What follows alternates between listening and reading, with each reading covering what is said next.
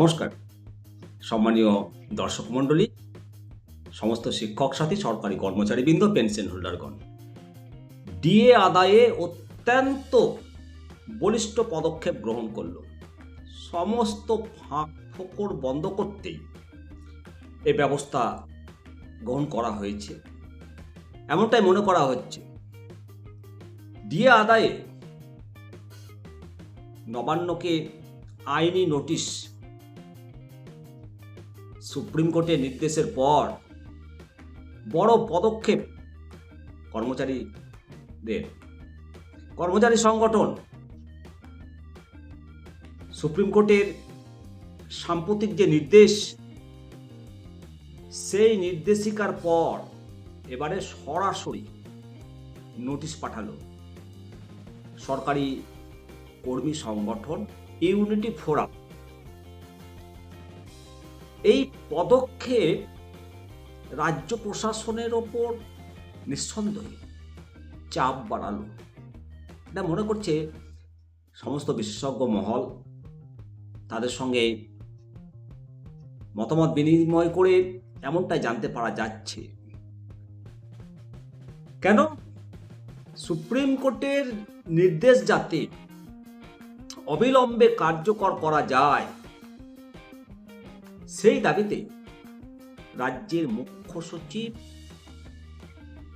অর্থ দপ্তরের অতিরিক্ত মুখ্য সচিব, এদেরকে এই নোটিশ পাঠানো হয়েছে। কলকাতা হাইকোর্টের ও সুপ্রিম কোর্টের প্রবীণ আইনজীবী প্রবীর চ্যাটার্জি মাধ্যমে এই আইনি নোটিশ দেওয়া হয়েছে। নোটিশে কি রয়েছে সেটা জানা দরকার। নোটিশে মূলত সুপ্রিম কোর্টের সিভিল অ্যাপিল এবং স্পেশাল লিভ পিটিশনের প্রসঙ্গ তুলে ধরে আদালতের রায় মানার কথা স্মরণ করানো হয়েছে। অর্থাৎ ভুলে গেলে চলবে না, যে নির্ধারিত ডেডলাইন দেওয়া হয়েছে সেই ডেডলাইনের মধ্যেই ডিএ দিতে হবে, আর সেই ডিএ কর্মচারীরা আদায় করবে। অ্যাকচুয়ালি আদালতের যে অন্তর্বর্তী নির্দেশ বা ইন্টেরিয়াম ডাইরেকশন অনুসারে যে কমিটি গঠনের কথা বলা হয়েছে নোটিশে, তার উপরেই গুরুত্ব আরোপ করা হয়েছে। তো এই কমিটিতে কারা রয়েছেন? হিমাচল প্রদেশের প্রাক্তন প্রধান বিচারপতি জাস্টিস তারলোক সিংহ চৌহান এবং ক্যাগের একজন প্রতিনিধি এবং দপ্তরের বরিষ্ঠ আধিকারিক। সুপ্রিম কোর্ট তো সময়সীমা বেঁধে দিয়েছে, আগামী 2026 সালের মার্চ মাসের মধ্যে ডিএর প্রথম কিস্তির টাকাটা মিটিয়ে দেওয়ার নির্দেশ রয়েছে। পরবর্তী শুনানির দিন ধার্য হয়েছে 15 এপ্রিল 2026। সেখানে খতিয়ে দেখা হবে যে আদালতের নির্দেশ কতটা মানা হচ্ছে। রাজ্য সরকারের এই যে রোপা রুল 2009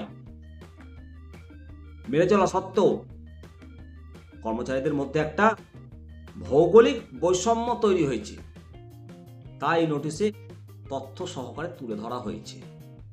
দিল্লির বঙ্গভবন বা চেন্নাই ইউথ হোস্টেলে কর্মরত রাজ্য সরকারের কর্মীরা 164% হারে ডিএ পেয়েছেন, অথচ পশ্চিমবঙ্গের বুকে কর্মরত এই রাজ্য সরকারের কর্মীরা পেয়েছেন মাত্র 125%। অর্থাৎ 2019 সাল পর্যন্ত হিসেব কষে দেখা যাচ্ছে যে রাজ্যের ভেতরের যারা কর্মী 39% দিয়ে তারা কম পেয়েছে। যেটা বকেয়া রয়েছে এটা চরম ডিসক্রিমিনেশন বলে উল্লেখ করা হয়েছে।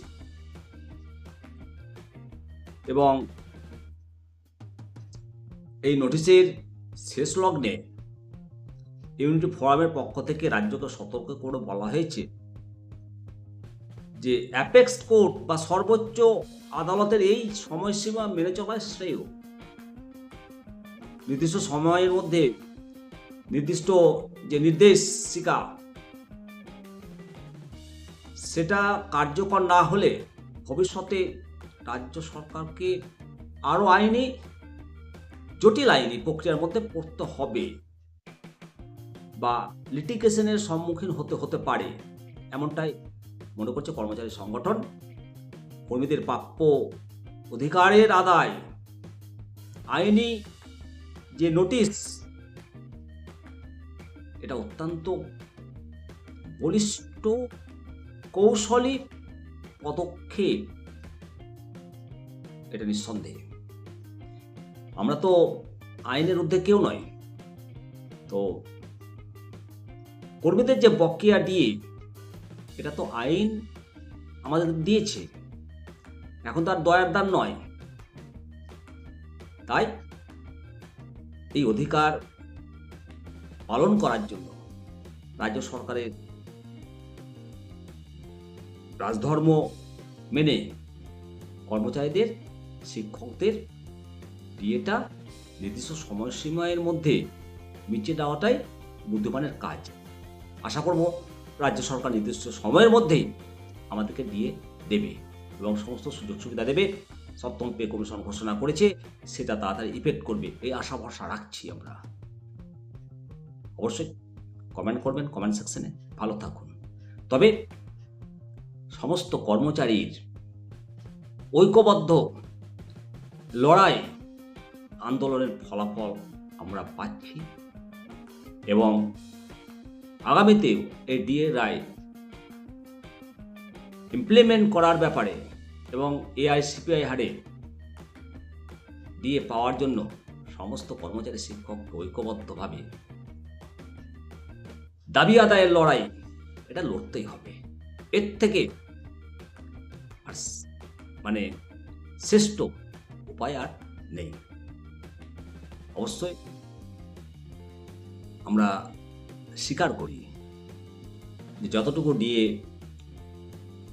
ইতিমধ্যে আমরা পেয়েছি, সেটা এই সমস্ত কর্মচারী সংগঠনগুলো তারা কি কষ্ট করে লড়াইটা লড়ছে, কোর্টে মাঠে,